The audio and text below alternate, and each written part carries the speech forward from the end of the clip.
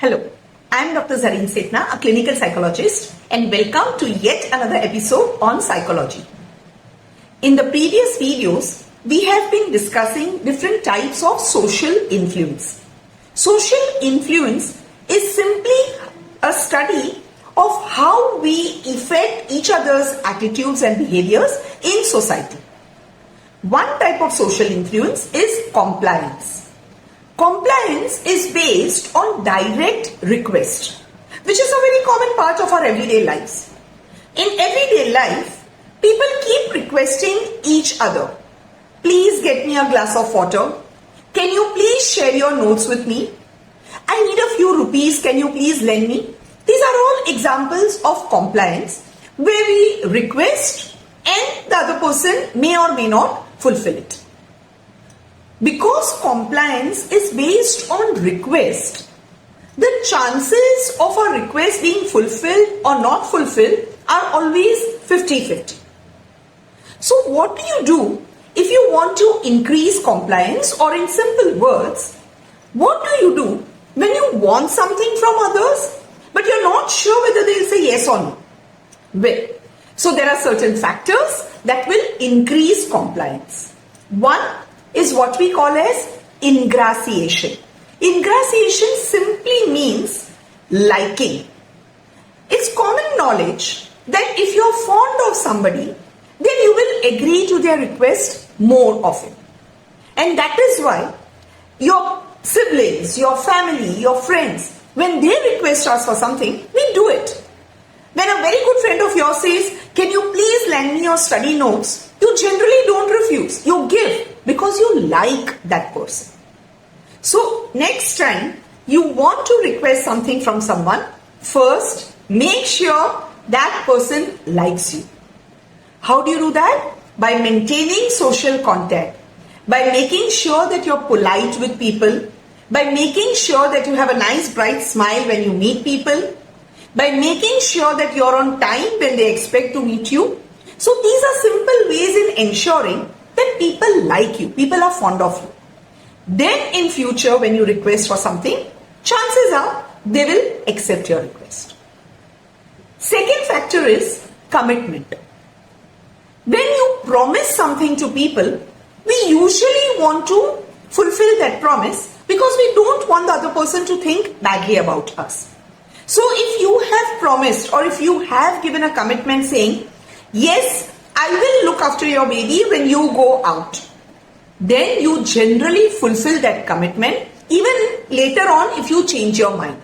Because commitment is directly related to our principles and our egos. So when we give commitments, we usually try to fulfill it. Another factor that can increase compliance is what we call as reciprocity.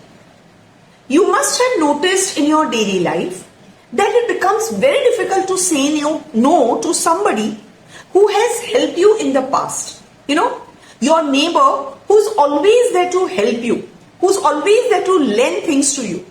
It is very difficult when that neighbor comes to you and asks for something. It's very difficult to say no, isn't it? That's reciprocity. So if you think that others should not say no to your request, make sure you don't do the same thing, right? So when we give help to others, chances are we will receive that help in future. Another factor is what we call as scarcity. This is the method, technique largely used by marketing and sales representatives. Have you seen advertisements which come up with limited offer, limited stock, only till stock lasts, sale and discount available only for 2 days? All these are examples of creating scarcity. It is human nature that when you feel that some resource is scarce, then you want to hoard it. Same applies with human beings also. And that is why in romantic relationships, sometimes people play what we call as playing hard to get, you know. So you don't easily agree to go out on a date, or you don't easily agree to have lunch with a person. You're just trying to create an scarcity, you're trying to create your importance so that the person wants you more. Okay. So creating scarcity can increase compliance. Another way in which we can increase compliance is authority. When a person in a position, senior position, like say your boss or a policeman or even parents for that matter, anybody in a position, when they request, it is usually difficult to say no. So when your teacher says, can you please carry these books for me? It's usually difficult to say no. When your senior relatives request for something, we don't say no because we respect authority, or that is generally what is expected in society, that when a senior person says something, you do it. And finally, social validation. When somebody requests you to do something, it becomes easier to do it when you look around and realize everybody else is doing it. So for example, when a traffic police tells us to stop our vehicle at the red signal, it becomes easier to comply with that request because when you look around you realize every other vehicle owner has also done the same thing. So when you feel that others are also following that same request, it somehow puts a pressure on us and then we want to comply.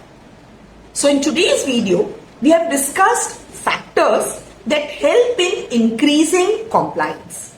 In a nutshell, these factors are ingratiation or being fond of the person who is asking for request, commitment or a promise that you have already made to somebody, reciprocity, helping somebody who has already helped you in the past, scarcity, when you feel that this resource is very scarce and you want to jump on the bandwagon, a request coming from authority figure, somebody senior to you, where it becomes little disrespectful to say no, and social validation, where you feel that if everybody is following the request, it becomes my duty to do so.